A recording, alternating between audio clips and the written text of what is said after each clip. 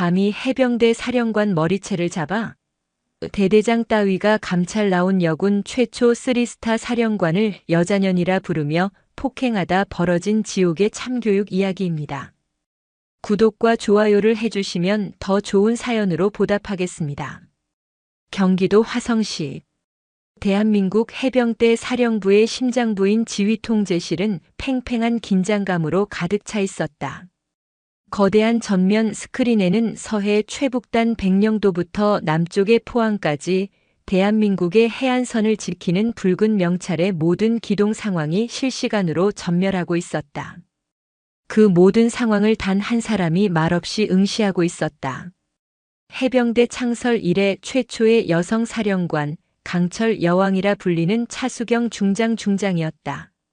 그녀의 어깨에 달린 별 3개는 귀신 잡는 해병대 전체를 호령하는 절대적인 무게를 상징했다.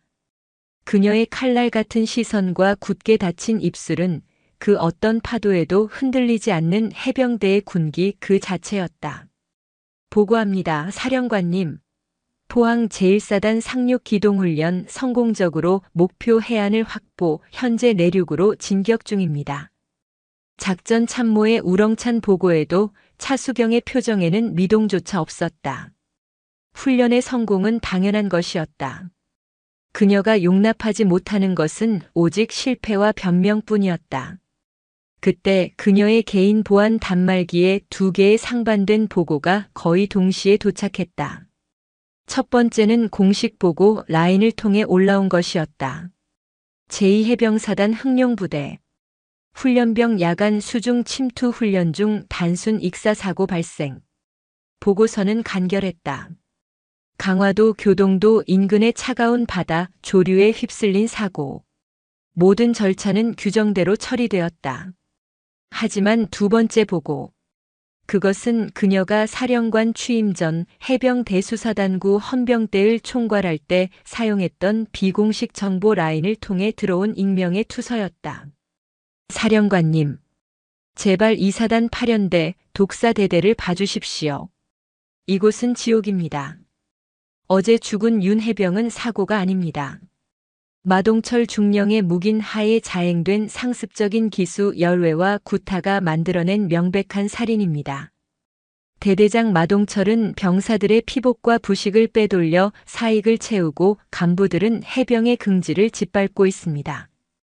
다음 희생자는 사령관님의 아드님이 될 수도 있습니다. 차수경의 심장이 얼음으로 된 송곳에 찔린 듯 멎었다. 마지막 문장. 사령관님의 아드님. 그녀는 떨리는 손으로 사령부 인사 기록을 열었다. 제2해병사단 흑룡부대 8연대 독사대대. 소속 해병 명단. 윤지환 해병. 그녀의 하나뿐인 아들이었다. 아들은 혹시라도 어머니의 명성에 누가 될까봐 자신의 자대 배치를 서해 최전방이라고만 얼버무렸었다. 그 최전방이 지금 살인 사건이 벌어진 바로 그 지옥의 한복판일 줄은 꿈에도 몰랐다. 그녀의 머릿속에서 2개의 보고가 충돌했다. 단순 익사라는 공식 보고, 그리고 기수 열외와 살인이라는 내부의 절규. 그녀는 눈을 감았다. 분노가 온몸의 피를 역류시켰지만 그녀의 얼굴은 더욱 차갑게 굳어졌다. 마동철 중령. 그녀가 그 이름을 나지막이 은조렸다. 해병대 내에서도 가장 악질적이고 구시대적인 악습을 옹호하는, 그러나 전투 지휘 능력 하나만은 인정받아 이 사단의 핵심인 8연대 대대장 자리를 꿰차고 앉은 자. 비서실장.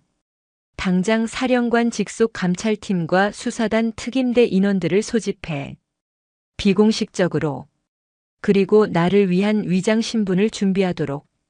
사령부 군수처 소속 5급 군무원 이름은 오선영으로 하지. 비서실장의 눈이 커졌다. 사령관님, 직접 가시겠다는 겁니까?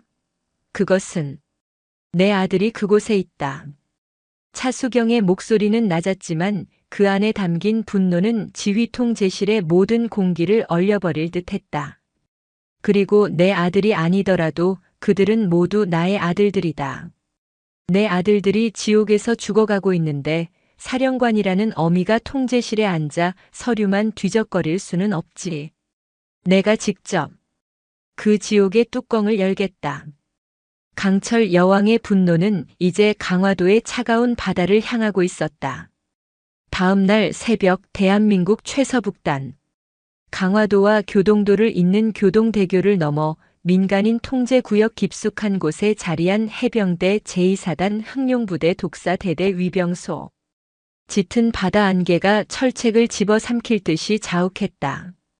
낯선 검은색 민수용 승합차 한 대가 안개를 뚫고 멈춰섰다. 위병소 근무 해병이 악소리와 함께 뛰어나와 차를 막았다. 어디서 오셨습니까? 신분증 제시. 조수석에서 말끔한 해병대 정복 차림의 소령이 내렸다. 수고 많다. 해병대 사령부 감찰실 소속이다. 하반기 군수 물자 및 복지 실태 정기 점검차 방문했다. 여기 공문. 위병 사관이 공문을 받아들고는 당혹스러운 표정을 지었다. 사령부 본부에서 직접, 그것도 사단이나 연대를 거치지 않고 대대로 바로 불시 점검을 나온 것은 극히 이례적인 일이었다. 차량 내부 확인하겠습니다. 위병이 뒷좌석 문을 열었다. 안에는 전투복 차림의 상사 한명수사단 특임대원과 수수한 점퍼 차림의 두꺼운 안경을 쓴 중년 여성이 앉아 있었다. 여성은 긴 머리를 아무렇게나 질끈 묶고 피곤한 기색이 역력한 얼굴로 서류철만 뒤적이고 있었다. 해병대 사령관 차수경. 그녀는 자신의 모든 계급장과 강철 여왕의 위용을 벗어던지고 사령부 군수처 5급 군무원 오선영으로 완벽하게 위장한 상태였다. 군무원증입니다. 그녀가 무표정하게 신분증을 내밀었다. 위병은 신분증과 그녀의 얼굴을 대충 훑어보고는 사령부에서 나온 소령의 계급장에 눌려 서둘러 차단기를 올렸다. 통과. 충성. 차가 부대 안으로 천천히 진입하는 동안 차수경은 창밖으로 펼쳐진 독사대대의 풍경을 얼음장 같은 눈으로 훑었다. 귀신 잡는 해병, 한 번 해병은 영원한 해병. 온갖 구호가 붉은색 페인트로 선명했지만 그녀의 눈에 비친 부대의 모습은 활기가 아닌 공포에 질린 침묵뿐이었다. 연병장을 구보하는 해병들의 악소리에는 기합이 아닌 절규가 섞여 있었다. 같은 시각 부대 내에서 가장 후미진 화장실. 윤지환 해병은 칫솔 하나로 얼어붙은 변기를 문지르고 있었다. 그의 붉은 명찰 위 전투복 안쪽은 시퍼런 멍으로 가득했다. 어젯밤 기수 열외를 당한 그는 선임들에게 끌려가 해병대 정신이라는 이름의 무자비한 폭행을 당했다. 야 윤지환. 대가리 안 박아? 박상병이 그의 뒤통수를 군홧발로 툭 찼다. 님이 사령부에서 뭐 점검 나왔다고 지랄들이다. 괜히 눈에 띄어서 이빨 까지 마라. 알았냐? 네. 알겠습니다. 어제 뒤진 그 새끼처럼 바다에 처박히기 싫으면 조용히 하라고. 그 새끼 감히 마 중령님 횡령하는 거 꼰지르려다 그렇게 간 거야. 너도 꼰지를 거 있어? 윤지환은 이를 악물었다. 죽은 윤해병. 자신과 동기였다. 그는 대대장이 군수품을 빼돌리는 현장을 목격했고 그것을 고발하려다 선임들의 사고를 위장한 구타에 의해 죽어갔다. 그때 화장실 창문 너머로 낯선 승합차가 행정반 앞에 서는 것이 보였다. 간부 몇몇과 웬 중년 여성이 내렸다. 누구지? 그는 고개를 들었지만 멀리서 본 여성은 그저 평범한 공무원처럼 보였다. 설마 저 초라한 행색의 여성이 자신의 어머니이자 해병대 전체를 호령하는 사령관일 줄은 그는 상상조차 하지 못했다. 한편 대대장실. 독사라는 별명에 어울리는 거친 인상의 마동철 중령이 팔강모를 책상 위에 아무렇게나 던져둔 채 다리를 꼬고 앉아 있었다. 그는 불쾌감으로 가득 찬 얼굴로 감찰팀을 맞이했다. 아이고 사령부에서 직접 행차하셨네. 이런 개미굴 같은 최전방까지. 그것도 정기 점검? 하. 소령 양반 연대장님한텐 보고했소? 마동철의 목소리는 노골적인 적의로 가득했다. 정식 절차에 따른 점검입니다, 대대장님. 협조해 주시죠. 감찰팀 소령이 정중하게 말했지만 마동철은 콧방귀를 뀌었다. 협조? 여긴 지금 당장이라도 북한 놈들 목 따러 가야 하는 전투부대야. 니들처럼 책상에 앉아서 서류나 만지작거리는 행정부대가 아니라고. 행보관. 저기 손님들 오셨다. 깨끗한 장부 몇 개 가져다 드려. 깨끗한 장부라는 말에 힘을 주는 그의 모습에 오선영 군무원으로 위장한 차수경의 눈이 차갑게 빛났다. 그녀는 서류를 검토하는 척하며 대대장실 내부를 훑었다. 해병대 지휘관의 방이라고는 믿기지 않는 고가의 낚시 장비들, 책상 서랍에 반쯤 보이는 고급 양주 상자. 그때 차수경이 입을 열었다. 낮고 건조하지만 이상하게도 상대의 심장을 꿰뚫는 듯한 목소리였다. 대대장님, 질문이 하나 있습니다. 마동철의 시선이 처음으로 여성 군무원에게 향했다.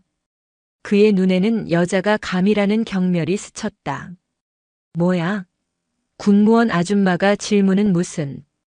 여기 서류를 보니 병사들에게 지급되어야 할 신형 전투화와 방한 피복 재고가 장부상으로는 가득 차 있는데 실제 창고 재고와는 차이가 심각한 것 같습니다. 이 많은 물자들이 전부 어디로 간 것인지 설명해 주실 수 있습니까?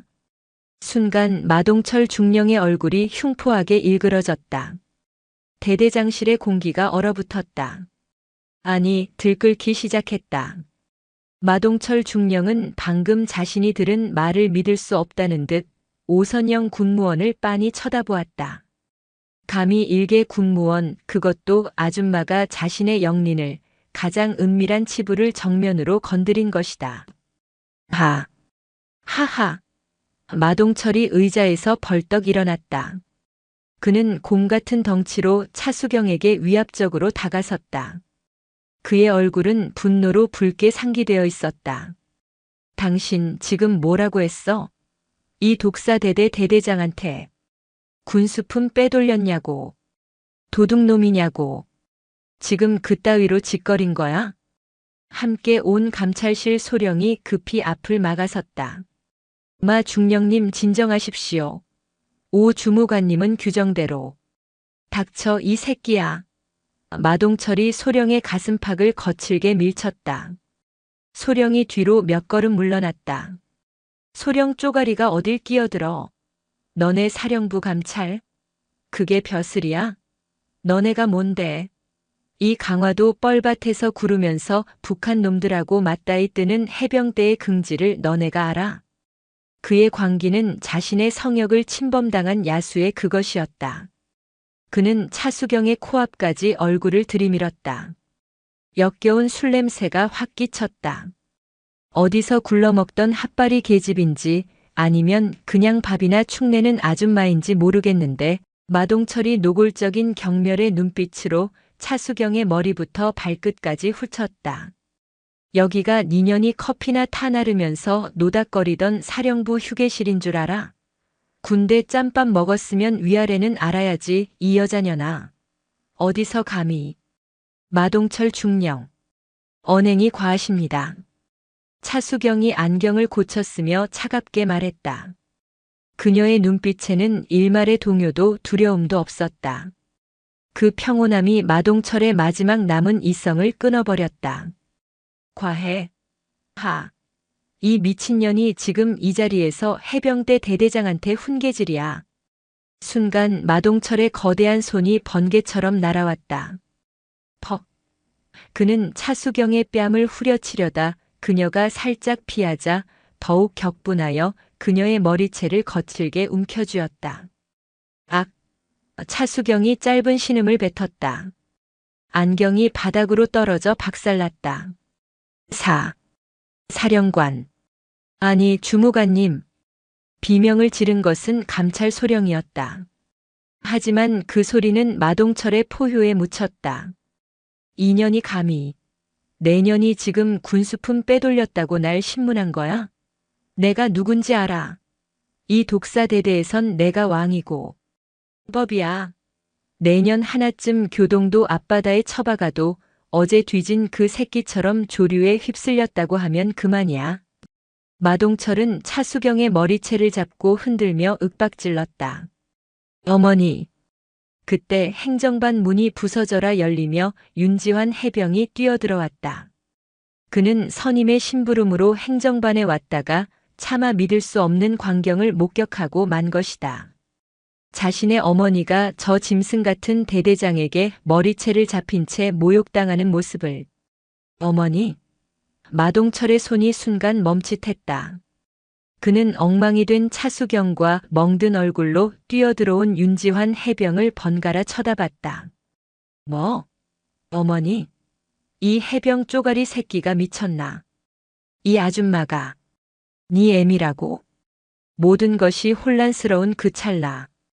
바닥에 떨어진 안경을 줍지도 않은 채 차수경이 얼음보다 차가운 목소리로 입을 열었다. 그녀의 목소리는 머리채를 잡힌 사람의 것이라고는 믿기지 않을 만큼 지옥의 밑바닥에서 울려 퍼지는 듯 했다. 마동철 중령. 뭐 이년아? 자네. 지금 누구의 머리채를 잡고 있는지 정녕 모르는가? 차수경은 천천히 자신의 점퍼 주머니에 손을 넣었다. 그리고 무언가를 꺼내 마동철의 얼굴 앞에 던졌다.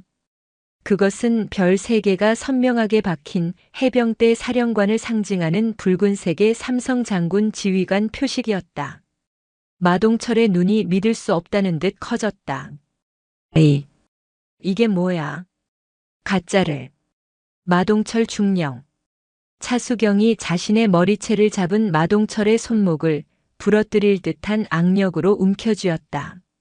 나는 대한민국 해병대 사령관. 중장 차수경이다. 정적. 마동철의 얼굴에서 핏기가 사라졌다. 그의 손에서 힘이 풀리고 차수경의 머리카락이 스르르 빠져나왔다.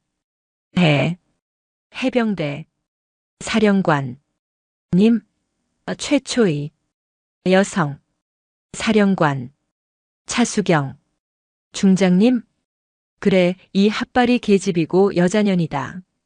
차수경은 자신의 옷매무새를 가다듬지도 않은 채 마동철의 멱살을 역으로 틀어쥐었다. 그리고 자네는 방금 내 놈이 왕이라는 그 부대에서 너의 직속 상관이자 해병대 사령관을 폭행하고 모욕했다. 그녀는 마동철을 벽으로 거칠게 밀어붙였다. 감찰실장, 수사단장, 뭐하고 있나?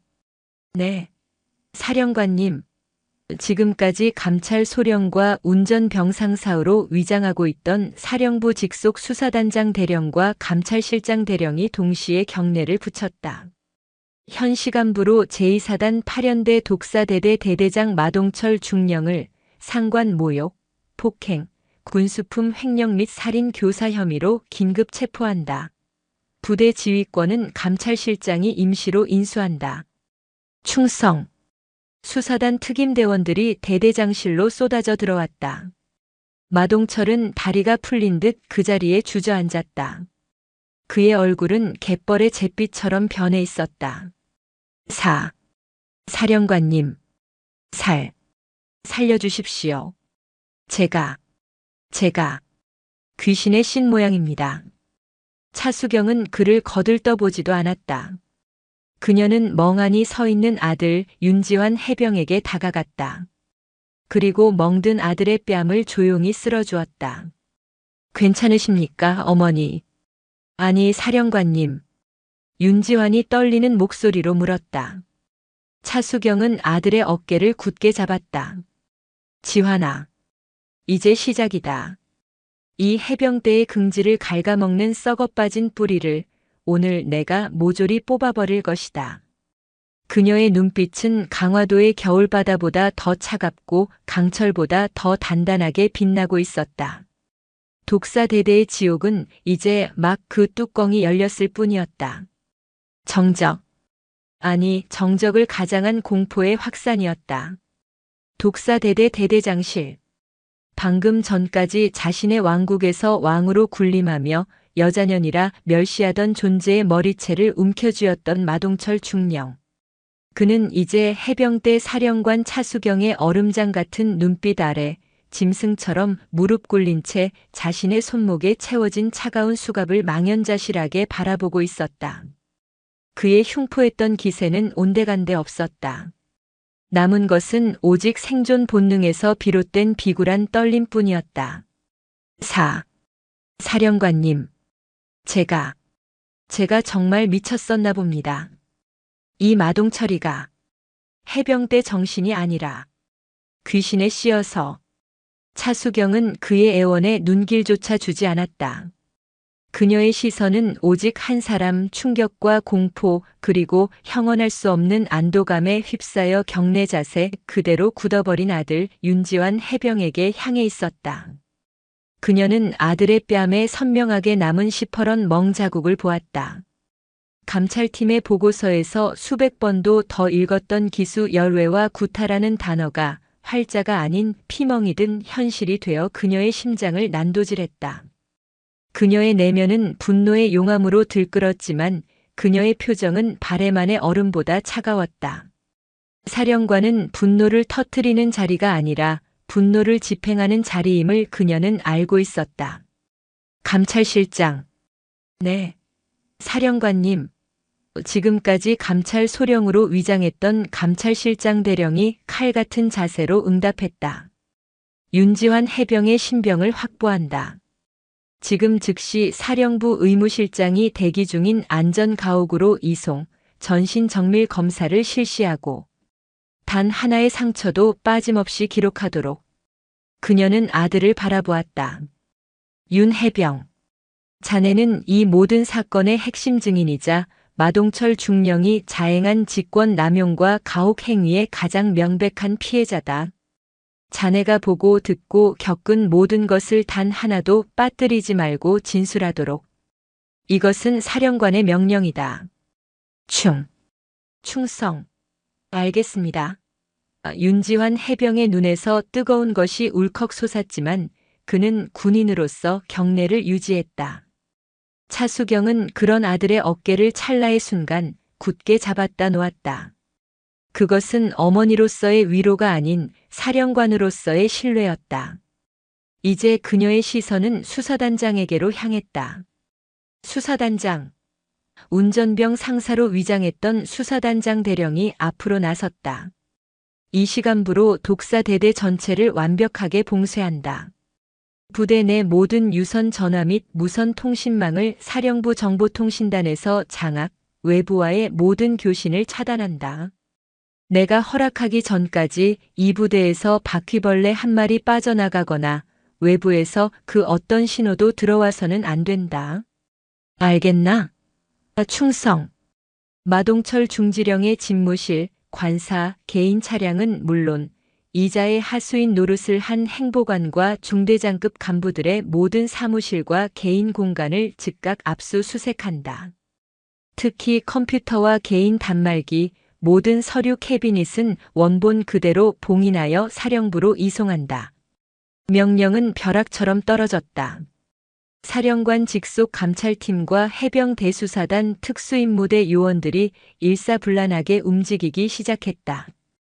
그들은 이미 이 순간을 위해 화성의 사령부에서부터 모든 준비를 마친 대한민국 해병대의 가장 날카로운 칼이었다. 대대장실 밖은 이미 아비규환이었다. 방금 전까지 들려온 마 중령의 포효와 뒤이어 터진 사령관님이라는 충격적인 단어, 그리고 수갑이 채워지는 날카로운 금속음. 부대 전체가 거대한 충격파에 휩싸인 듯 마비되었다.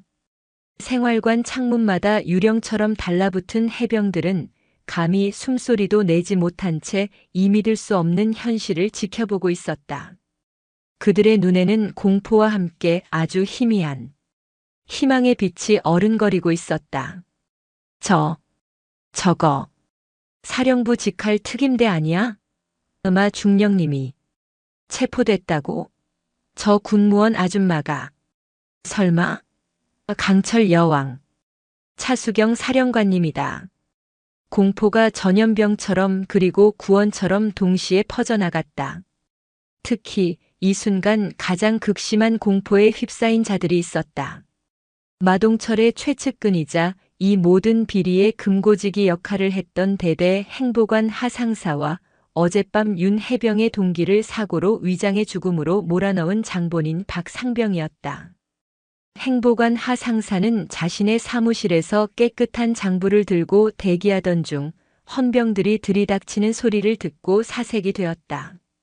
그는 황급히 책상 밑에 숨겨둔 이중 장부와 검은 돈이 담긴 상자를 파쇄하려 했다. 꼼짝 마. 해병 대수사단이다. 손 머리 위로 올려. 특임대원들이 문을 부수고 진입해 그를 제압했다. 차수경은 수갑을 찬 채 끌려나가는 마동철을 거들떠보지도 않았다. 그녀는 그가 앉아있던 호화로운 가죽 의자 대신 그 앞에 섰다. 그리고 책상 위에 놓인 깨끗한 가짜 군수품 장부를 집어들었다. 이런 가짜는 종이 쪼가리로 내 눈을 속이려 했군. 그녀는 장부를 바닥에 내던졌다. 감찰실장, 자네가 어제 비공식적으로 확보한 자료와 마동철이 제출한 이 공식 자료를 대조해. 차이가 나는 모든 항목을 지금 당장 목록으로 만들어. 이미 작업 중입니다. 당장 확인되는 것만 해도 병사들에게 지급되어야 할 신형 고어텍스 방한복 수백 벌, 고무보트 엔진 수십 대, 심지어 최신형 조준경까지 장부상으로만 존재합니다. 좋아. 이제 그 장부상으로만 존재하는 물건들이 실제로 어디 있는지 그 실물을 확인하러 가지. 차수경이 앞장서서 집무실을 나섰다. 그녀의 목표는 단 하나, 마동철이 감찰팀에게 보여주려 했던 번지르르한 제1창고가 아닌 내부 고발 투서에서 언급되었던 지옥의 금고. 바로 제3패정비 창고였다. 그곳은 부대 내에서도 가장 후미진 곳, 교동도의 바닷바람을 정면으로 맞는 해안 철책선 바로 뒤편에 자리하고 있었다. 자물쇠는 굳게 잠겨 있었고 해풍의 사가 문 전체가 붉은 녹으로 뒤덮여 있었다. 체포된 행보관에게 열쇠를 받아와. 이미 확인했습니다. 열쇠가 없다고 버티고 있습니다. 부서. 차수경의 목소리는 짧고 단호했다. 문 부수고 진입해. 특임대원이 거대한 절단기로 육중한 자물쇠를 잘라냈다. 끼이그 하는 섬뜩한 금속 마찰음과 함께 녹슨 철문이 열렸다. 안에서 뿜어져 나오는 곰팡내와 무언가 역겨운 기름 냄새의 요원들이 잠시 숨을 참았다. 손전등 불빛이 어둠을 갈랐다. 그리고 그 안에 쌓여있는 것들의 실체가 드러났다. 그곳은 군수품 창고가 아니었다. 마동철 개인의 아방궁이자 보물 창고였다. 이런 미친놈. 수십 년 군 생활을 한 수사단장의 입에서 욕설이 터져나왔다. 창고의 절반은 최신형 방탄 헬멧, 신형 전투화, 혹한기 피복 등 해병들에게 지급되었어야 할 핵심 군수품들로 가득 차 있었다. 하지만 그것들은 모두 민간용 박스에 재포장되어 있었다. 외부로 빼돌려져 암시장에 팔려나갈 날만 기다리고 있었던 것이다. 그리고 나머지 절반. 그곳은 차마 해병대 부대라고는 상상할 수 없는 사치품들로 채워져 있었다. 수십 병의 고급 양주와 와인들, 최신형 골프채 세트 수십 박스, 명품 시계가 담긴 쇼핑백들, 심지어 민간용 고성능 사륜 오토바이와 대형 낚시 보트까지. 저 보트. 저건 어제 익사 사고가 났던 해병의 훈련에 투입됐어야 할 신형 수색용 보트입니다. 그런데 저놈이 저걸 개인 낚시용으로. 감찰실장의 목소리가 분노로 떨렸다. 병사들은 낡고 물이 새는 고무보트를 타고 차가운 교동도 앞바다로 나갔다가 목숨을 잃었는데 그들의 지휘관이라는 자는 신형 보트를 빼돌려 자신의 낚시 취미에 사용하고 있었다. 이것 봐주십시오, 사령관님. 한 수사관이 창고 구석에 숨겨진 작은 금고를 발견했다. 열어. 금고 역시 강제로 개방되었다. 그 안에는 현금 다발과 함께 가장 결정적인 증거가 들어 있었다. 독사의 장부. 그것은 마동철이 직접 손으로 쓴 것으로 보이는 이중 장부였다.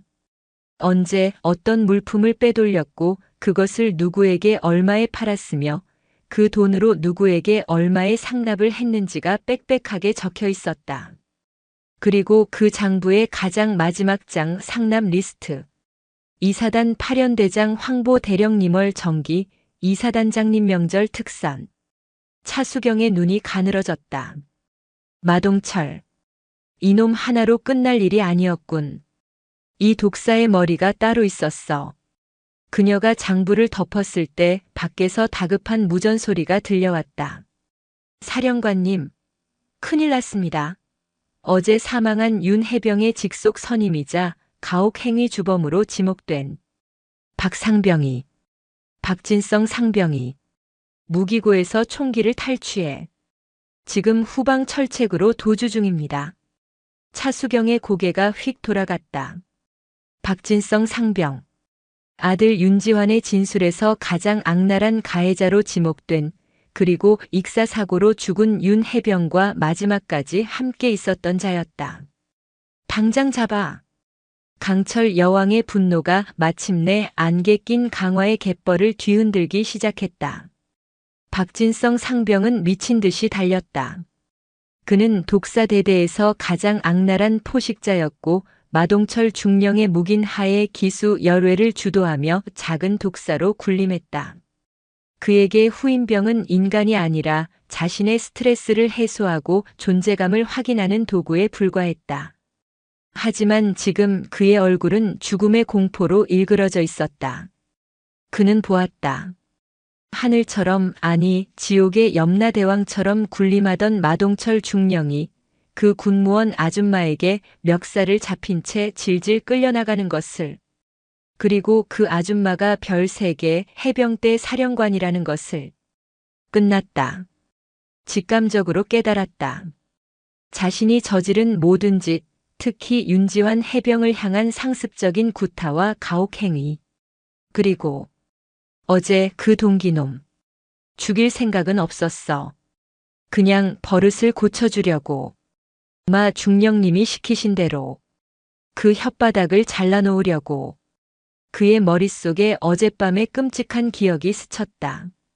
마 중령의 지시로 특별 관리하던 윤 해병의 동기 최일병.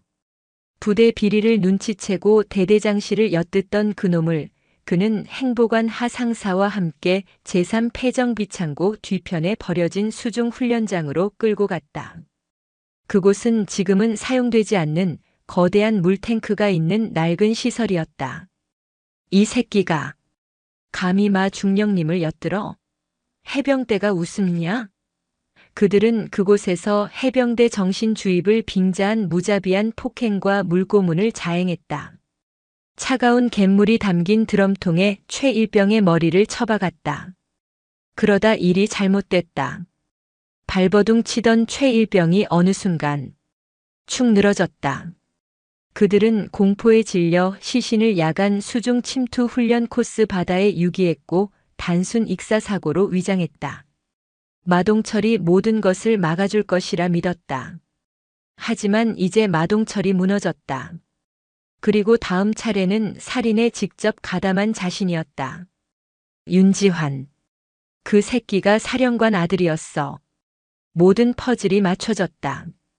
윤지환은 모든 것을 알고 있었다. 그가 입을 여는 순간 자신은 단순한 가혹 행위가 아니라 살인죄로 군사재판에 서게 될 터였다. 살아야 한다. 그는 부대 봉쇄망이 완성되기 직전의 찰나를 노렸다. 무기고에서 경계 근무자의 소총을 탈취했다. 그리고 가장 허술한 후방 철책, 교동도의 광활한 갯벌로 이어지는 그곳을 향해 전력 질주했다. 강화도의 갯벌은 그에게 익숙한 탈출로였다. 멈춰라. 박진성 상병. 멈추지 않으면 발포한다. 해병 대수사단 특임대원들이 그의 뒤를 쫓았지만 박상병은 이미 철책을 넘어 갯벌로 뛰어든 후였다. 사령관님, 용의자 갯벌로 도주. 총기를 소지하고 있습니다. 제기랄. 지금 당장 이사단 수색대대에 헬기 지원을 요청해. 그리고 해안 경계부대의 차단선 형성을 지시한다. 도간에 든 쥐다. 절대 강화 본섬으로 넘어가게 두어선 안 돼. 차수경은 제3패정비 창고에서 즉시 지휘 차량에 탑승, 추격 상황을 직접 지휘하기 시작했다. 박상병은 필사적으로 갯벌을 가로질렀다. 발이 푹푹 빠지는 갯벌은 체력을 순식간에 앗아갔지만 살아야 한다는 본능이 그를 채찍질했다. 그는 썰물 때 드러나는 작은 무인도를 향해 달렸다. 하지만 그의 위로 거대한 그림자가 드리워졌다. 두두두두두 해병대의 상륙 기동 헬기 마리논이 굉음을 내며 그의 앞을 가로막았다. 헬기에서 쏟아지는 강력한 하강풍에 박상병은 갯벌 바닥에 그대로 처박혔다. 헬기 측면 문이 열리고 로프를 타고 특임대원들이 순식간에 그를 덮쳤다. 으악! 오지마! 쏘겠다. 박상병이 소총을 헬기 쪽으로 겨누려던 순간 탕! 헬기 상공에서 대기하던 저격수의 정확한 사격이 그의 어깨를 스치며 소총을 날려버렸다. 크악! 박상병은 어깨를 부여잡고 갯벌에 쓰러졌다. 특임대원들이 그를 완벽하게 제압했다. 잠시 후 헬기는 박상병을 매달고 독사대대 연병장으로 복귀했다. 차수경은 헬기에서 끌려 내려와 흙과 피, 갯벌 냄새로 범벅이 된 박상병의 앞에 섰다. 내 놈이 감히 총기를 탈취해 도주하려 해. 수사단장이 그를 윽박질렀다. 박상병은 고통과 공포에 질려 숨만 헐떡였다. 한편 그 시각 안전가옥으로 이송된 윤지환 해병은 의무실장의 치료를 받으며 떨리는 목소리로 지난 수개월간 겪었던 지옥을 토해내고 있었다. 박진성 상병은 악마였습니다. 그는 기수 열회를 주도하며 저와 동기 최일병을 매일 밤 창고로 끌고 갔습니다. 해병대 정신이 부족하다며 강목과 쇠파이프로. 그의 진술은 담담했지만 녹화 중인 카메라에는 그의 주먹이 하얗게 질리도록 떨리는 모습이 고스란히 담겼다. 마동철 중령님은 이 모든 사실을 알고도 묵인했습니다. 오히려 요즘 애새끼들은 빠져서 문제라며 구타를 종용했습니다. 행보관 하상사는 최일병이 그 패정비 창고를 발견하고 휴대폰으로 사진을 찍는 것을 목격했습니다. 사진? 감찰실장이 그의 말을 끊었다. 무슨 사진 말인가? 창고 안에 가득 쌓인 고급 양주와 골프채, 그리고 대대장님의 개인 보트 사진이었습니다. 최일병은 그걸 사령관님께 직접 투서하겠다고 했습니다. 아버지가 예전에 사령관님 밑에서 근무했던 분이라고. 사령관님은 정의로운 분이라고. 윤지환 해병의 눈에서 눈물이 흘렀다. 그날 밤 박상병과 행보관이 최일병을 끌고 나갔습니다. 그리고 그들은 최일병이 야간 수중 침투 훈련 중에 조류에 휩쓸렸다고 했습니다. 하지만 전 보았습니다. 뭘 보았나? 최일병이 끌려가기 직전에 저에게 이걸 숨겨달라고 했습니다. 윤지환 해병은 자신의 전투와 미창 깊숙한 곳에서 비닐에 쌓인 작은 저장 장치 하나를 꺼냈다. 이 안에 최일병이 찍은 모든 것이 들어 있습니다. 그리고 그들이 자신을 끌고 갔던 그 낡은 수중 훈련장에서 무슨 짓을 했는지 녹음 파일도 있을 겁니다. 감찰실장의 얼굴이 굳어졌다. 이것은 단순 비리 사건이 아니었다. 비리를 은폐하기 위한 조직적인 살인 및 사체 유기 사건이었다. 이 보고는 즉시 독사대대 연병장에서 박상병을 신문하던 차수경 사령관에게 전달되었다. 살인, 은폐, 상납. 그녀는 독사의 장부에 적힌 파련대장 황보대령, 이사단장의 이름을 노려보았다. 이것은 마동철 한 명의 일탈이 아니다. 이 사단 전체, 어쩌면 그 이상까지 썩어 들어간 거대한 조직 범죄다. 그녀는 어깨를 부여잡고 신음하는 박상병에게 다가갔다. 박진성 상병. 내 놈의 살인 행각은 이미 동기인 윤지환 해병의 증언과 죽은 최일병이 남긴 증거로 모두 밝혀졌다. 박상병의 눈이 공포로 커졌다. 증거. 내 놈에게 마지막 기회를 주겠다. 차수경이 그의 멱살을 잡아 올렸다. 내 놈 혼자 모든 걸 뒤집어 쓰고 살인죄로 사형을 구형받을 것인가, 아니면 내 놈에게 이 끔찍한 짓을 시킨 윗대가리들을 불고 사형만은 면해볼 것인가. 선택해. 박상병은 무너졌다. 마 중령님이 시켰습니다. 그 새끼 최일병이 장부를 찍었다고. 해병대 정신을 주입해서라도 그 저장 장치를 뺏고 입을 막으라고 했습니다. 연대장님 귀에 들어가면 다 죽는다고. 황보 대령도 알고 있었나? 물론입니다. 그 모든 상납품이 연대장님에게로. 그리고 사단장님께도. 차수경은 박상병을 바닥에 내던졌다. 수사단장, 지금 즉시 이사단 8연대 본부로 출발한다. 황보 대령, 그놈의 목을 치러 간다. 철의 여왕의 심판은 이제 막 강화도를 벗어나 김포의 연대 본부를 향하고 있었다. 김포시 통진읍 해병대 제2사단 흑룡부대의 핵심 전력인 제8연대 본부. 무적 해병을 상징하는 거대한 표지석이 위용을 자랑했지만 그 위용 뒤에 숨은 부패의 악취는 강화도에서부터 진동해 오고 있었다. 8연대장 황보필 대령은 자신의 집무실에서 초조하게 입술을 깨물고 있었다. 독사대대의 통신이 갑자기 두절되었고 마동철 중령에게 수십 통의 전화를 걸었지만 돌아오는 것은 싸늘한 기계음뿐이었다. 그 미친 독사 새끼. 설마 사고 친 건가? 황보필은 마동철과는 달랐다. 그는 부르투가 아니라 교활한 정치 장교였다.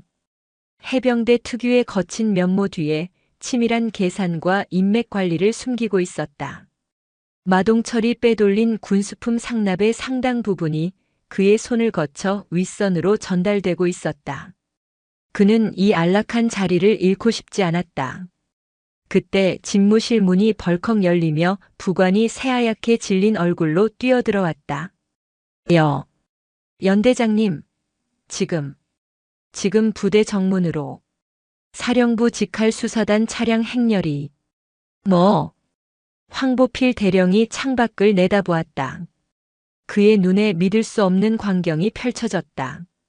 검은색 위장 도색을 한 해병 대수사단 특임대 장갑차 여러 대가 굉음을 내며 연대 본부 연병장으로 진입하고 있었다.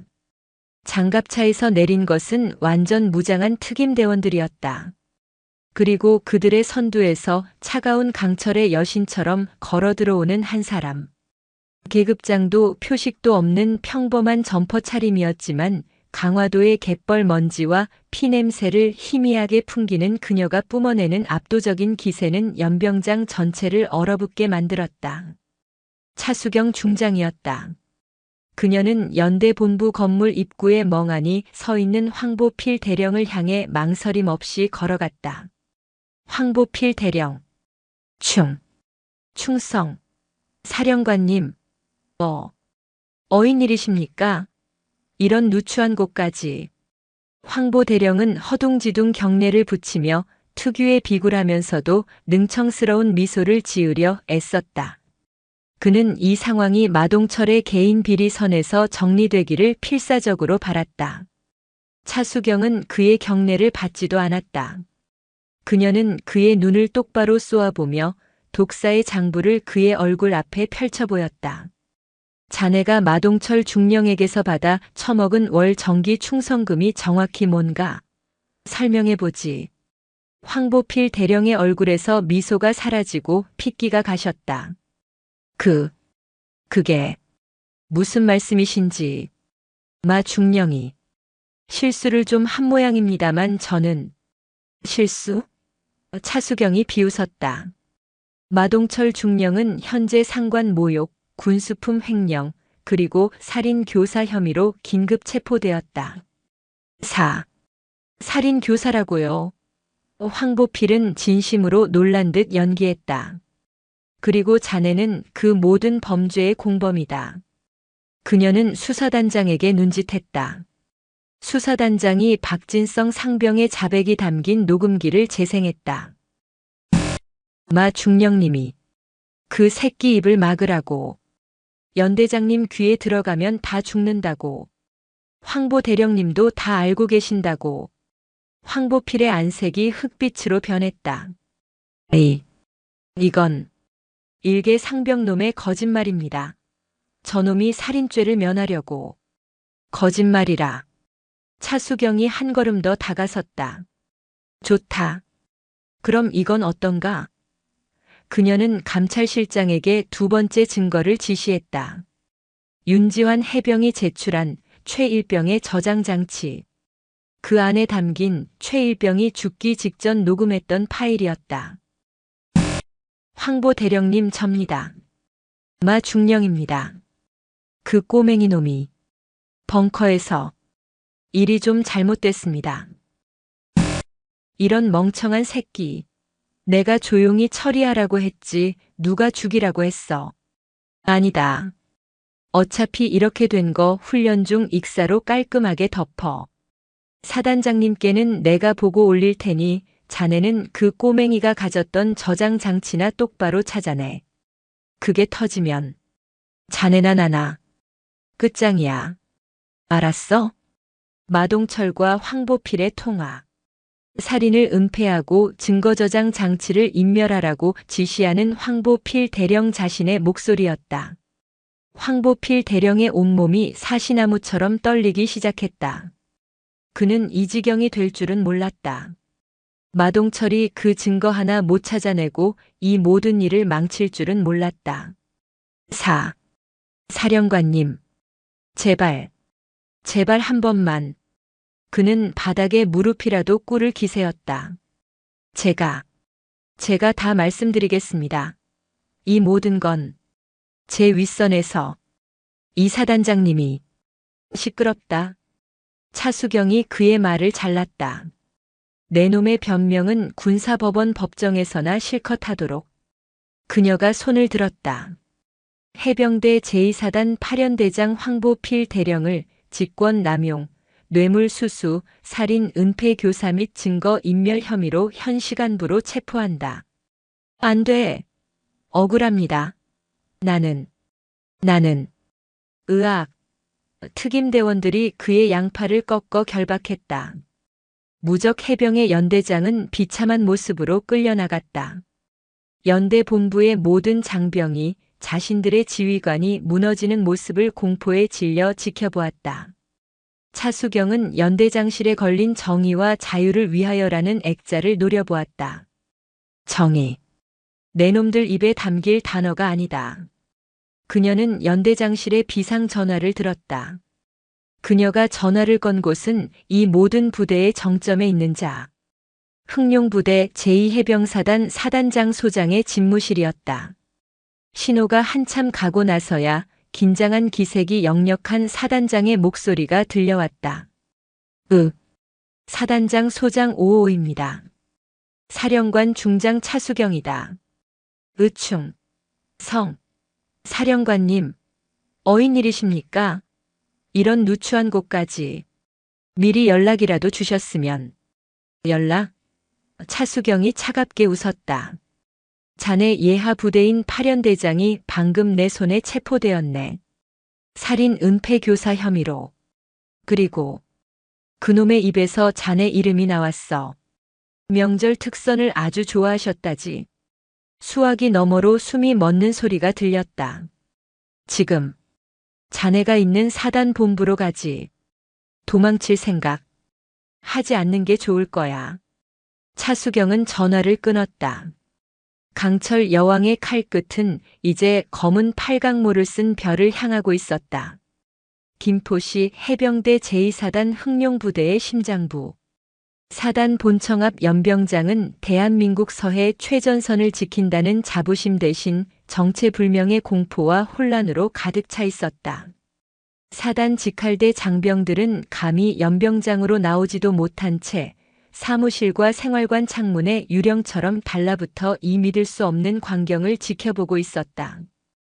해병대 사령관 직속 수사단의 검은색 장갑차들이 감히 자신들의 성역인 사단 본청 앞을 장악하고 있었다.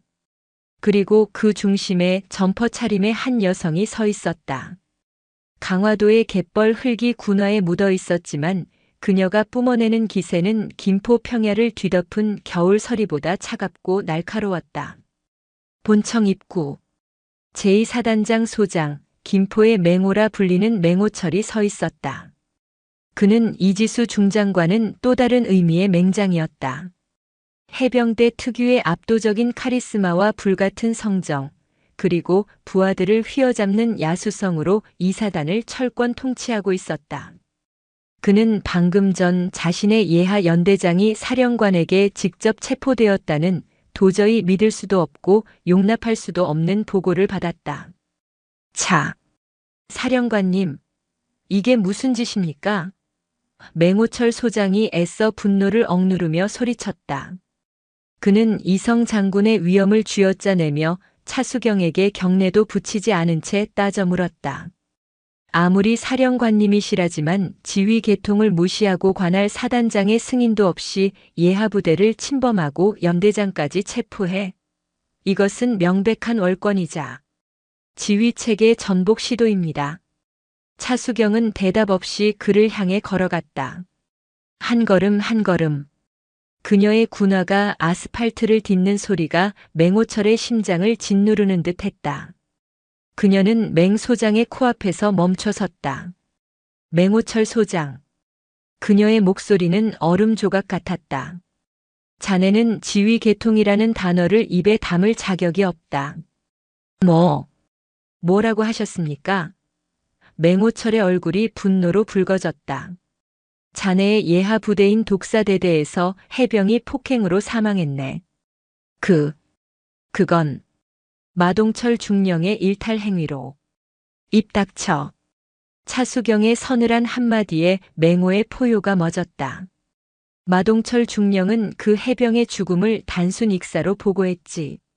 그리고 파련대장 황보필 대령은 그 허위 보고서를 승인했다. 그리고 자네는 그 모든 것을 보고받고도 묵인했어. 증거 있으십니까? 마동철의 장부 따위에 내 이름이 몇 자 적힌 걸로 날 모함하지 마십시오. 전 그저 부대 운영을 위해. 모함? 차수경이 비웃었다. 그녀는 품에서 독사의 장부를 꺼내 맹호철의 얼굴 앞에 내던졌다. 자네가 매 명절 받아 처먹은 특선이라는 게 병사들의 피복과 고무보트 엔진을 팔아치운 피고름이라는 건 알고 있었나? 에이, 이건 조작입니다. 전 모르는 일입니다. 맹호철은 필사적으로 부정했다. 그는 아직 믿는 구석이 있었다. 자신은 직접 명령하지 않았다. 황보필과 마동철의 선에서 끝났다고 믿었다. 그래, 모르는 일이라. 차수경이 고개를 끄덕였다. 좋아. 그렇다면 이건 어떤가? 그녀는 감찰실장에게 눈짓했다. 감찰실장은 즉시 사단장실로 통하는 모든 통신망을 장악하고 본청 지휘통제실의 거대한 주 화면을 강제로 점거했다. 사령관님, 지금 뭐 하시는? 맹호철이 당황하여 소리치는 순간 지휘통제실의 거대한 화면이 켜졌다. 그것은 최일병이 목숨과 맞바꾼 저장 장치에 담겨 있던 결정적인 영상이었다. 화면은 거칠게 흔들렸다. 몰래 촬영한 저화질의 영상. 장소는 김포 외곽의 한적한 군납업체의 비밀 사무실이었다. 그리고 그 상석에 앉아 마동철 중령과 황보필 대령에게 호통을 치고 있는 인물. 바로 맹호철 소장, 자기 자신이었다. 이런 멍청한 새끼들. 그깟 일병놈 하나 때문에. 사령부 윗선까지 흔들리게 할 순 없어. 상남 라인이 막히면 우린 다 끝장이야. 그놈이 뭘 찍었든 상관없어. 훈련 중 사고로. 명예롭게 처리해. 붉은 명찰의 명예를 지키는 셈쳐라. 맹호철 소장의 온몸이 그 자리에 얼어붙었다. 그의 눈동자가 지진이라도 난 듯 격렬하게 흔들렸다. 자신의 목소리.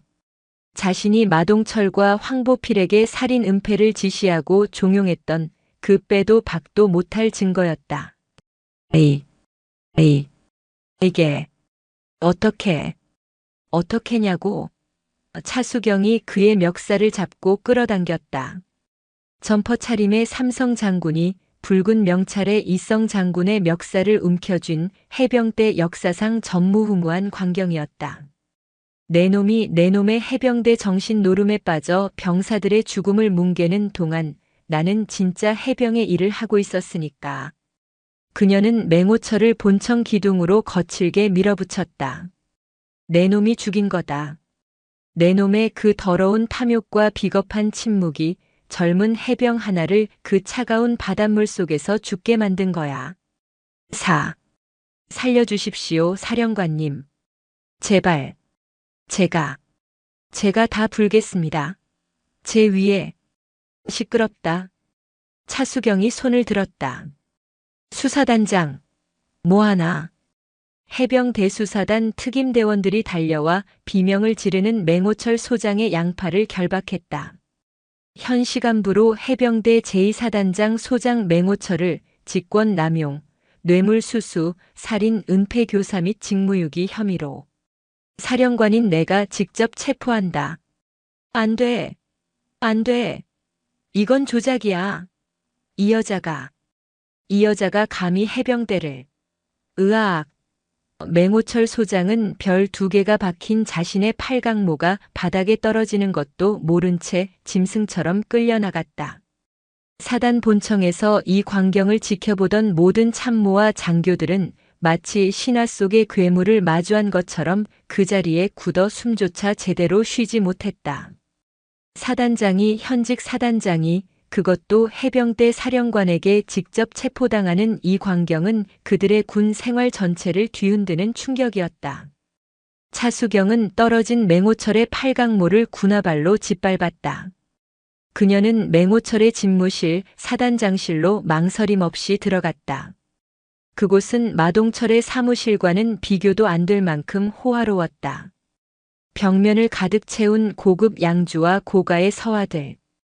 이 모든 게 해병들의 피다. 그녀가 막 사령부 본부로 이송을 지시하려던 찰나 끌려가던 맹호철이 마지막 발악을 했다. 이대로 안 끝나. 차수경. 너도 그분을 거스를 순 없어. 유장군님이 널 가만두지 않을 거야. 유장군. 차수경의 동작이 멈칫했다. 그녀는 맹호철의 절규에 담긴 그 이름을 정확히 알고 있었다. 해병대 사령부의 2인자. 자신과 같은 계급을 달고 있지만 단 한 번도 자신을 사령관으로 인정하지 않았던 자. 해병대 부사령관 중장 유강혁. 내 놈이었구나. 이 거대한 부패의 정점에. 내 바로 옆에. 내 놈이 있었어. 철의 여왕의 칼끝은 이제 김포를 넘어 자신이 근무하는 화성의 사령부 자신의 심장부를 향하고 있었다. 해병대 제2사단장실은 순식간에 사령관 차수경의 임시 지휘 통제실로 변모했다. 그녀는 이 사단 전체의 지휘관 직무 정지 및 위수령을 선포했다. 흑룡부대는 창설 이래 처음으로 사단장이 체포되고 사령관이 직접 부대를 장악하는 초유의 사태를 맞이했다. 김포와 강화도 일대의 모든 해병대 부대가 숨을 죽였다. 밤이 깊어갔다. 임시 구금 시설로 변한 사단 본청 회의실. 3명의 악인이 각기 다른 방에서 신문을 받고 있었다. 마동철 중령은 이미 모든 것을 포기한 채 그저 형량을 줄이기 위해 자신이 아는 모든 것을 쏟아내고 있었다. 황보필 대령은 맹호철 사단장이 자신에게 모든 책임을 떠넘기려 했다는 사실을 알고 격분하여 맹 소장의 온갖 치부와 함께 그가 윗선과 어떻게 연결되었는지를 폭로하기 시작했다. 그리고 가장 깊은 절망에 빠진 자 맹호철 소장. 그의 앞에는 차수경 사령관이 직접 앉아 있었다. 테이블 위에는 차가운 물 한 잔과 그가 살인 은폐를 지시했던 영상이 재생되는 단말기만이 놓여 있었다. 맹호철. 차수경이 한때 전우였던 자의 이름을 불렀다. 자네에겐 두 가지 길이 있네. 하나는 이 모든 죄를 안고 불명예 전역 군사재판에서 사형을 구형받고 감옥에서 썩는 길이야. 살인 교사범으로 말이지. 맹호철이 고개를 들었다. 맹호의 눈빛은 사라지고 겁에 질린 짐승의 눈빛만이 남아 있었다. 다른 길은 뭡니까? 자네도 알겠지. 마동철과 황보필이 자네에게 모든 것을 떠넘기기 전에 자네가 윗선을 불어야 해.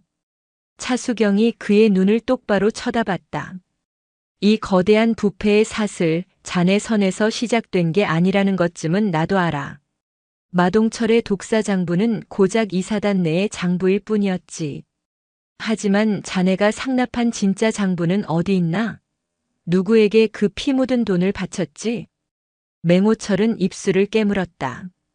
그의 뇌리에서 한 사람의 얼굴이 스쳤다. 자신을 이 알짜배기 이사단장 자리에 앉혀준 사람. 해병대 사령부의 실세. 유강혁 부사령관님입니다. 그 이름이 나오자 차수경의 표정은 변하지 않았지만 그녀의 심장은 차갑게 가라앉았다. 역시 나였다. 유강혁 중장. 해병대 내 전통과 기술을 가장 중시하는 구시대의 상징. 그녀가 최초의 여성 사령관으로 임명되었을 때 가장 노골적으로 불만을 표출했던 자. 그녀의 개혁 정책에 사사건건 발목을 잡으며 해병대의 순수성이 오염된다고 떠들고 다녔던 자였다. 유강혁 부사령관은 사업이라고 했습니다. 맹호철이 무너진 듯 중얼거렸다. 해병대 전력 증강 사업, 상륙 장갑차 도입, 신형 화기 보급, 심지어 서해 5도 기지 건설까지 그 모든 것에 수수료를 붙였습니다. 우리 같은 야전 지휘관들은 그저 그분의 지시에 따라 안전하게 사업이 진행되도록 돕고 떡고물을 받았을 뿐입니다. 마동철이 군수품을 빼돌린 것도 그 사업의 일환이었나? 그렇습니다. 빼돌린 물자는 유 장군님 라인을 통해 특정 민간업자들에게 헐값에 넘어갔고 그 돈은 그분의 해병대 동지회 운영 자금으로 그리고 육군 본부와 국방부의 더 높은 분들에게 전달되었습니다. 더 높은 분들. 차수경은 숨을 삼켰다. 이것은 해병대만의 문제가 아니었다.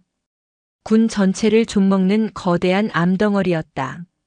최일병은 어떻게 알게 된 건가? 그 훈련병 놈이 하필이면 컴퓨터에 능했습니다. 마동철의 사무실 컴퓨터를 정비하다가 우연히 그 이중 장부 파일을 발견했던 모양입니다. 그리고 그걸 자신의 저장 장치에 복사했습니다. 맹호철이 괴로운 듯 머리를 감쌌다. 그 사실이 유 장군님 귀에 들어갔습니다. 유 장군님께서 시끄러워지기 전에 싹을 잘라라고, 감히 사령관 흉내를 내는 그 계집이 알기 전에 처리하라고 그렇게 지시하셨습니다. 전 그저 맹세코 그 저장 장치만 뺏으라고 했을 뿐입니다. 죽이라고 한 적은 입 닥쳐. 차수경이 경멸의 눈빛으로 그를 쏘아붙였다. 그게 내 놈이 말하는 처리인가? 젊은 해병을 폐 훈련장으로 끌고 가 뼈가 부러지고 폐에 물이 찰 때까지 고문하고 짓밟아 죽인 것이 으아. 맹호철은 어린아이처럼 울부짖었다. 차수경은 더 이상 그를 상대할 가치도 느끼지 못하고 자리에서 일어났다. 모든 퍼즐이 맞춰졌다. 이것은 이사단의 비리가 아니었다. 해병대 사령부의 2인자 부사령관 유강혁이 주도하고 국방부 윗선까지 비호하고 있는 군 전체를 좀먹는 거대한 반역이었다. 그녀가 지휘 통제실로 돌아왔을 때 감찰실장 이중령이 긴급한 표정으로 다가왔다. 사령관님, 화성 사령부 본부에서 긴급 전문이 하달되었습니다. 그녀가 전문을 받아들었을 때 그녀의 얼굴이 굳어졌다. 발신자는 국방부 장관, 수신자는 해병대 사령관 차수경. 제2사단에서 발생한 불미스러운 사태와 현지 지휘관들의 월권 및 하극상 행위에 대한 심각한 우려를 표명함. 현 시간부로 국방부 해병대 합동조사단을 편성, 김포로 급파함. 이 사단에서 확보한 모든 증거 자료와 체포된 인원들을 즉시 합동조사단에게 인계할 것. 합동조사단? 차수경의 목소리가 가라앉았다. 단장이 누군가? 감찰실장이 침을 삼키며 대답했다. 합동조사단 단장. 해병대 부사령관 중장 유강혁. 입니다. 심장이 멎는 듯 했다. 고양이에게 생선을 맡기는 격이 아니었다. 살인범에게 사건의 주범에게 모든 증거를 갖다 바치라는 명령이었다. 이게 성역의 반격이군. 그때였다. 위이잉의 지휘통제실에 비상경보가 울렸다. 사령관님, 부대 정문입니다. 국방부 마크를 단 지휘 차량 행렬이 저희의 통제를 무시하고 강제로 진입하고 있습니다. 그들을 호위하는 것은 1사단 신속기동부대입니다. 1사단. 포항에 있어야 할 그들이 왜 여기에? 유강혁이 자신의 라인인 1사단장에게 미리 손을 써 신속기동부대를 조사단 호위라는 명목으로 김포까지 끌고 온 것이다. 제기랄. 차수경이 욕설을 내뱉었다. 그녀는 완벽하게 고립되었다. 월권을 저지른 지휘관에서 이제는 국방부의 합법적인 합동조사단의 조사를 거부하는 반역자가 될 위기에 처했다. 창밖으로 수십 대의 장갑차와 트럭이 연병장으로 쏟아져 들어왔다. 그리고 그 선두에 선 검은색 지휘 차량에서 차수경과 똑같은 별 3개, 삼성 장군 계급장을 어깨에 단 유강혁 중장이 내렸다. 그는 이지수가 있는 사단장실 창문을 올려다보며 승리자의 오만한 미소를 지었다. 김포의 2사단 연병장은 순식간에 일촉즉발의 전쟁터로 변했다. 한쪽은 사령관 차수경과 그녀를 호위하는 사령부 직속 수사단의 소수 정예 특임대. 다른 한쪽은 국방부 장관의 공식 명령을 등에 업고 1사단 신속기동부대의 중무장한 해병들을 앞세운 합동조사단장 부사령관 유강혁 중장. 해병대가 해병대에게 총구를 겨눌 수도 있는 창설 이래 가장 치욕적이고 위험한 순간이었다. 차수경 중장. 유강혁이 확성기를 들고 포효했다. 그의 목소리는 연병장 전체를 쩌렁쩌렁 울렸다. 나는 국방부 장관과 합참의장의 명을 받고 온 합동조사단장, 부사령관 유강혁이다. 자네는 지금 명령 불복종과 지휘 체계 파괴, 하극상 및 반란 혐의를 받고 있다. 그는 차수경이 숨어있는 사단 본청 건물을 손가락질했다. 10분 주겠다. 당장 무장 해제하고 사단장의 신병과 내년이 불법적으로 탈취한 모든 증거 자료를 넘겨라. 만약 10분 내로 항복하지 않는다면 자네를 해병대의 명예를 더럽힌 반란 수괴로 간주, 무력 진압을 개시하겠다. 10분. 사단장실 안 차수경의 곁을 지키던 수사단장이 사색이 되어 물었다. 사령관님, 명령을 내려주십시오. 하지만 저들은 1사단입니다. 저희의 형제들입니다. 저희는 형제를 향해 총을 쏠 수 없습니다. 알고 있다. 차수경의 목소리는 침착했다.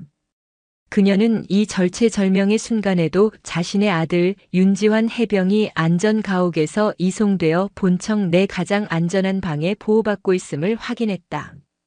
이 모든 비극의 시작이자 그녀가 이 모든 것을 감수하는 이유였다. 그녀는 최일병의 저장 장치를 굳게 움켜쥐었다. 이것이 모든 것이다. 유광혁이 이곳에 온 목적은 체포가 아니었다.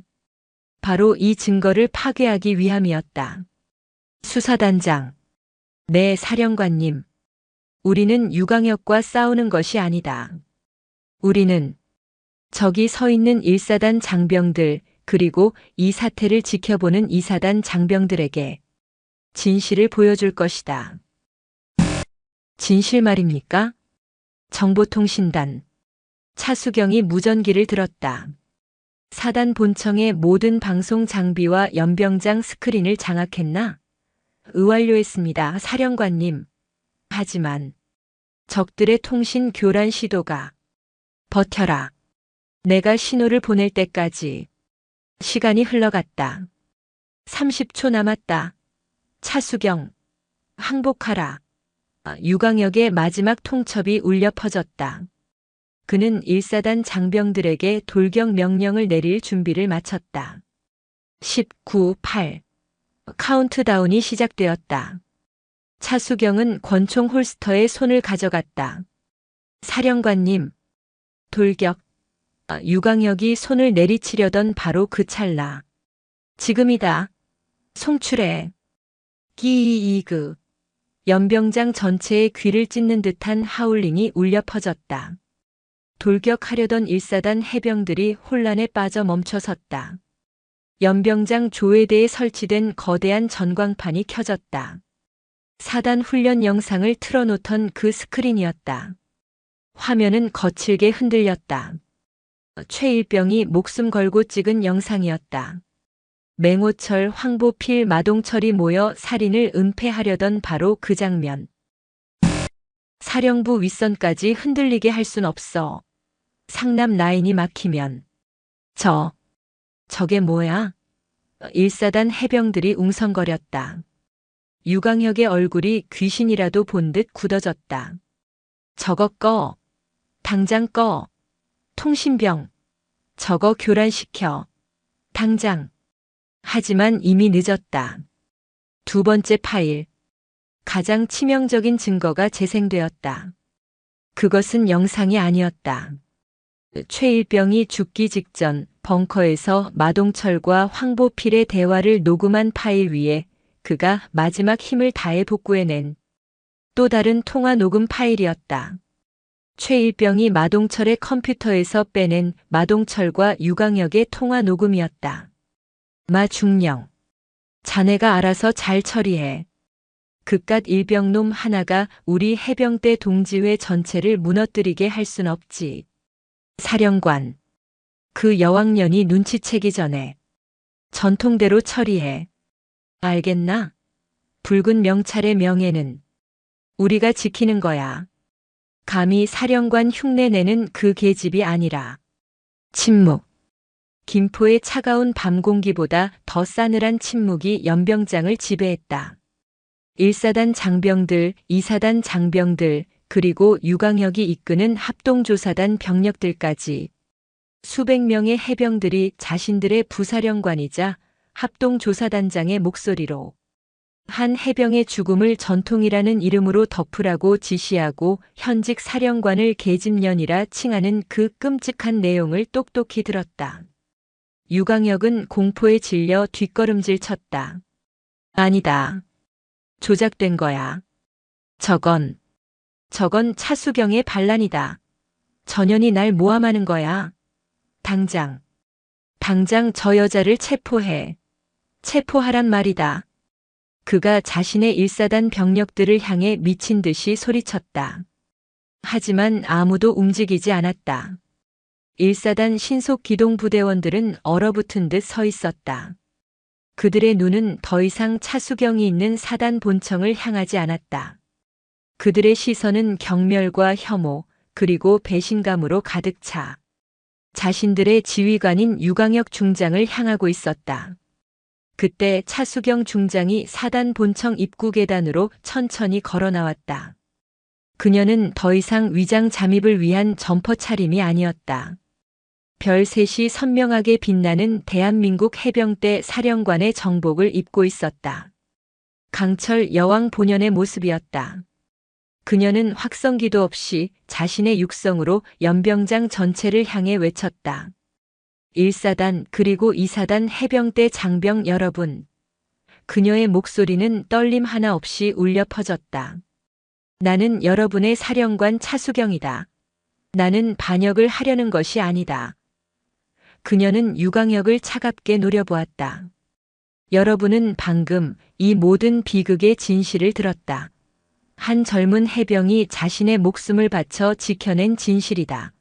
저자 유광역은 군의 명예를 더럽힌 부패한 정치 군인이자 자신의 탐욕을 위해 제 아들 같은 해병의 죽음을 사주하고 은폐한 해병대의 암덩어리다. 그녀는 유광역을 향해 손가락을 똑바로 겨누었다. 나는 지금 반역을 하려는 것이 아니다. 군인으로서 상관으로서 이 땅의 아들들을 지켜야 할 어미로서 나의 마지막 책무를 다하려는 것이다. 차수경이 1사단 신속기동부대 지휘관인 대대장을 향해 외쳤다. 1사단 대대장, 그대에게 묻겠다. 그대의 총구가 향해야 할 곳은 어디인가? 진실을 밝힌 사령관인가 아니면 진실을 덮으려 한 살인범인가? 지금 당장 선택하라. 모든 시선이 1사단 대대장에게 쏠렸다. 그는 유광역의 경멸스러운 얼굴과 계급장을 넘어선 해병대의 명예 그 자체로 서 있는 차수경의 얼굴을 번갈아 보았다. 그는 수초간 망설였다. 그의 결정에 모든 것이 달려 있었다. 그는 천천히 유광역을 향해 몸을 돌렸다. 그리고 우렁찬 목소리로 외쳤다. 1사단 신속기동부대는 지금 이 순간부로 살인 은폐 교사 및 반란 모해 혐의의 피의자 유광역 중장에 대한 체포영장을 집행한다. 뭐라고? 이 미친놈이 내가 감히 날 유광역이 믿을 수 없다는 듯 소리쳤다. 전원 피의자 유광역을 체포하라.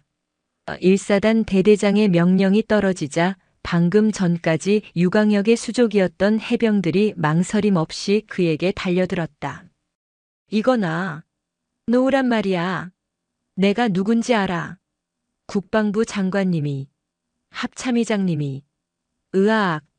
유광역은 자신의 별 3개가 뜯겨나가는 것도 모른 채 비참하게 바닥에 내동댕이 쳐졌다. 그가 차수경을 향해 쏘아붙였던 그 오만한 시선은 이제 흙먼지 속에서 절망과 공포로 일그러져 있었다. 해병대의 가장 깊고 어두웠던 성역, 검은 팔강모가 무너지는 순간이었다. 김포의 새벽 제2사단 연병장은 거대한 폭풍이 휩쓸고 지나간 후의 고요함 그 자체였다. 해병대 창설 이래 가장 치욕적이고도 가장 위대했던 공성전이 막을 내렸다. 반역의 수괴이자 부패의 정점이었던 부사령관 유광역 중장은 자신이 진압하러 왔던 바로 그 부대 1사단 신속기동부대 해병들의 손에 비참하게 결박당했다. 그는 흙먼지 바닥에 무릎 꿇린 채 방금 전까지 자신이 계집년이라 모욕했던 상관, 사령관 차수경을 올려다보았다. 그의 눈에는 더 이상 오만함이나 분노가 남아있지 않았다. 오직 짐승 같은 공포와 이 모든 것을 파멸시킨 저장 장치에 대한 원망만이 이글거렸다. 이건 모함이야. 차수경. 내년이 이 모든 걸. 차수경은 그에게 한 걸음 다가갔다. 그녀는 여전히 삼성 장군의 완벽한 정복 차림이었다. 유광역 중장. 그녀의 목소리는 얼음장 같았지만 그 안에는 깊은 슬픔이 배어 있었다. 자네가 더럽힌 것은 군수품 장부나 4명의 따위가 아니야. 자네는 자네의 사리사욕을 위해 아들 같은 해병의 목숨을 전통이라는 이름으로 짓밟았어. 자네는 해병이 아니다. 그녀는 유광역의 어깨에 달린 자신과 같은 무게의 별 3개를 바라보았다. 자네가 그토록 지키고 싶어 했던 그 검은 별의 명예는 오늘 이 자리에서 죽은 최일병의 진실 앞에서 완전히 무너졌다. 차수경은 더 이상 그를 상대하지 않았다. 수사단장, 반역 수괴 유강혁의 신병을 확보, 사령부로 즉시 압송한다. 국방부 장관에게는 내가 직접 보고하겠다. 1사단 대대장, 사령관님, 유강혁을 체포하는 데 결정적인 공을 세운 1사단 대대장이 피 끓는 목소리로 경례했다. 자네는 오늘 상관의 불이한 명령에 저항하고 해병대의 정의를 선택했다. 그 용기를 치하한다. 지금 즉시 부대원들을 이끌고 포항으로 복귀하도록. 그리고 오늘의 진실을 그대들의 눈으로 본 모든 것을 남쪽의 형제들에게도 전하라. 충성, 사령관님의 명 받들겠습니다. 1사단 병력이 철수하고 2사단 연병장에는 다시 한번 무거운 정적이 내려앉았다. 차수경은 2사단 본청에 멍하니 서 있는 장병들을 향해 돌아섰다. 2사단 흥룡부대 해병들. 그녀의 목소리가 확성기를 통해 울려 퍼졌다. 그대들의 사단장과 연대장, 대대장은 모두 해병대의 명예를 배신했다. 그대들은 가장 믿었던 지휘관들에게 버림받고 공포 속에서 신음했다. 하지만 그 지옥 속에서도 최일병은 진실을 포기하지 않았다. 그리고 윤지환 해병은 그 진실을 목숨 걸고 지켜냈다. 누가 진짜 해병인가? 그녀는 연병장을 가로질러 본청 안에 보호되어 있던 아들 윤지환 해병이 있는 곳으로 향했다. 그로부터 몇 주 후, 거대한 숙청. 그날 새벽 김포에서 벌어진 해병대판 공성전은 대한민국 국군 전체를 뒤흔들었다. 차수경 사령관이 국방부 장관에게 전송한 것은 단순한 보고서가 아니었다. 최일병의 저장장치 원본, 유강혁과 맹호철의 살인 은폐 교사 녹취록, 그리고 수십 년간 이어진 거대한 부패의 사슬 독사의 장부와 해병대 동지회의 검은 거래 내역이었다. 국방부 장관은 선택의 여지가 없었다. 대통령의 직접 지시하에 국군 전체를 대상으로 한 초유의 합동 감찰이 시작되었다. 그 칼끝은 해병대 사령관 차수경이 쥐고 있었다. 군사법정은 연일 만원이었다. 첫 번째 재판. 반역 및 살인 교사, 직권 남용, 천문학적 규모의 횡령 혐의로 기소된 검은 별 유강혁 중장.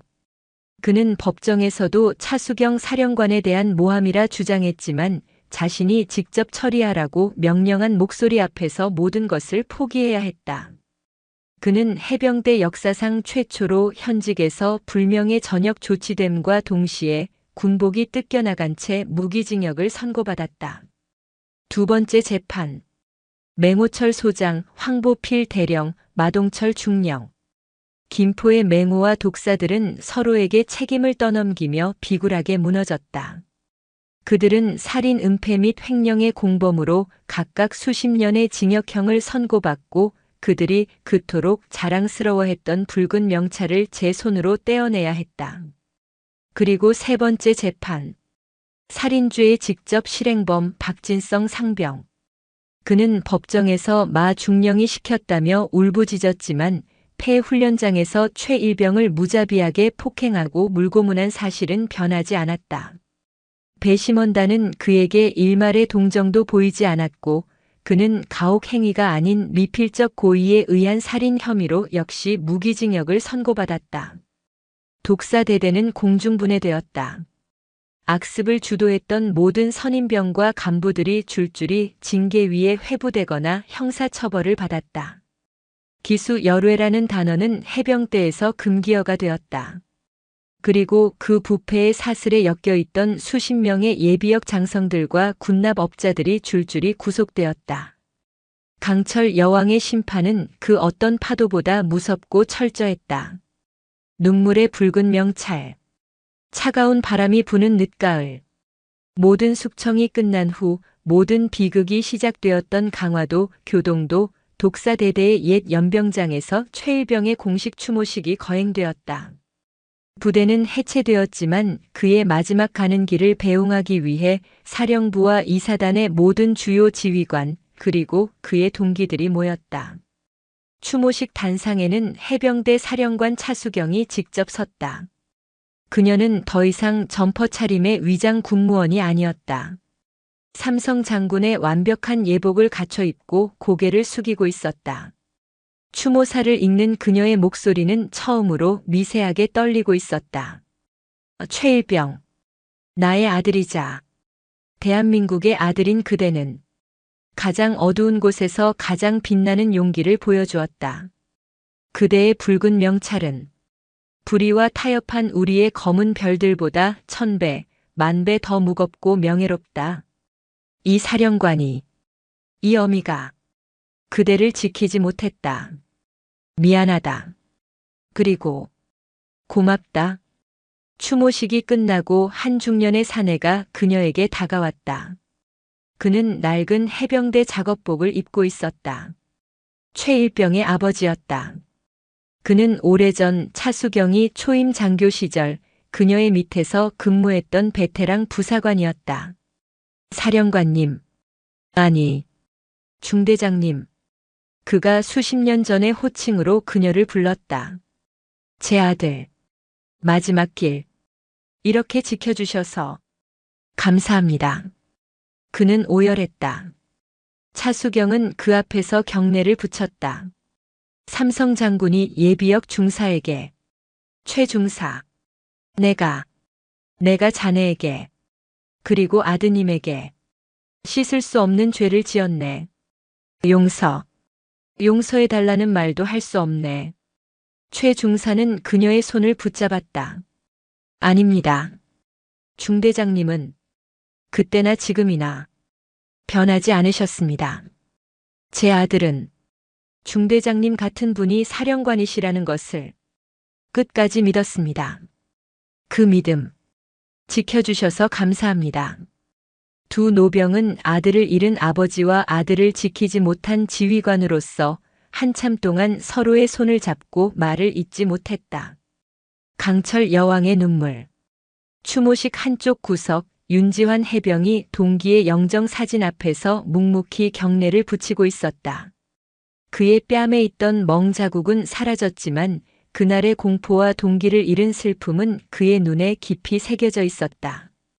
그는 이 사건의 핵심 증인이자 피해자였지만 사령관의 아들이라는 꼬리표 대신 최일병의 전우로서 묵묵히 자신의 임무를 다하고 있었다. 추모식이 끝나고 모두가 떠난 텅 빈 연병장. 차수경이 아들에게 다가갔다. 어둠이 내리고 두 사람만 남자 윤지환은 어머니를 향해 돌아섰다. 그리고 각 잡힌 자세로 거수 경례를 붙였다. 사령관님, 해병, 윤, 지, 환, 추모식 임무 모두 마쳤습니다. 그의 목소리는 쩌렁쩌렁했지만 눈가는 붉게 물들어 있었다. 그는 그녀를 어머니라 부르지 않았다. 차수경은 그 완벽한 경례를 바라보았다. 강철 여왕으로서 그녀는 똑같이 경례를 받아야 했다. 그것이 군대의 법도였다. 하지만 그녀는 그러지 못했다. 그녀는 아들의 뺨을, 멍이 사라진 그 뺨을 떨리는 손으로 어루만졌다. 그녀의 굳게 닫혔던 입술이 열렸다. 지환아. 네, 아들아. 그녀의 목소리가 갈라졌다. 얼마나 무서웠느냐. 얼마나 고통스러웠어. 그 한마디에 해병 윤지환은 무너졌다. 그동안 참아왔던 모든 공포와 서름, 친구를 잃은 분노가 한꺼번에 터져나왔다. 어머니. 어머니. 그는 어린아이처럼 그녀의 품에 안겨 울부짖었다. 차수경은 아들을 끌어안았다. 강철 여왕의 눈에서 뜨거운 눈물이 아들의 붉은 명찰 위로 떨어졌다. 그녀는 더 이상 삼성 장군, 해병대 사령관이 아니었다. 지옥의 문턱에서 돌아온 아들을 끌어안은 평범한 어머니였다. 그녀의 강철은 아들의 눈물로 그렇게 다시 벼려지고 있었다. 강화도의 새 아침. 그날 이후 해병대는 다시 태어났다. 독사대대가 있던 자리에는 최일병의 이름을 딴 충용대대가 새롭게 창설되었다.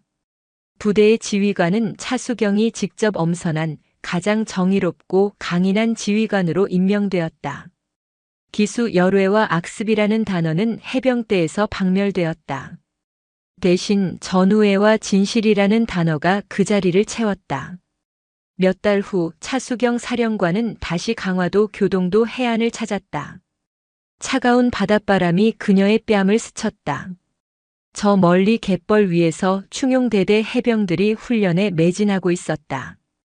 고무보트를 타고 파도를 가르는 그들의 악소리에는 더 이상 공포나 절규가 섞여 있지 않았다. 그것은 순수한 열정과 조국을 지킨다는 자부심으로 가득 찬 진짜 해병의 함성이었다. 그들 중에는 이제 상병이 된 윤지환 해병도 있었다. 차수경은 그 모습을 바라보며 최일병의 아버지가 했던 말을 떠올렸다. 진짜 해병의 명예는 계급장이 아니라 그 붉은 명찰에 담긴 피와 땀 그리고 진실에 있습니다. 그녀는 깨달았다.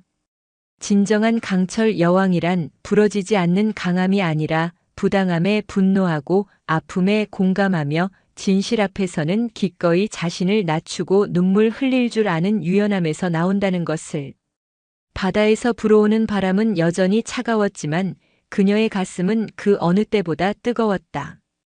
그녀의 심판은 끝났지만 그녀가 지켜야 할 진짜 해병대는 이제 막 다시 시작되고 있었다. 오늘도 요지경 사연을 잘 들어주셔서 감사합니다.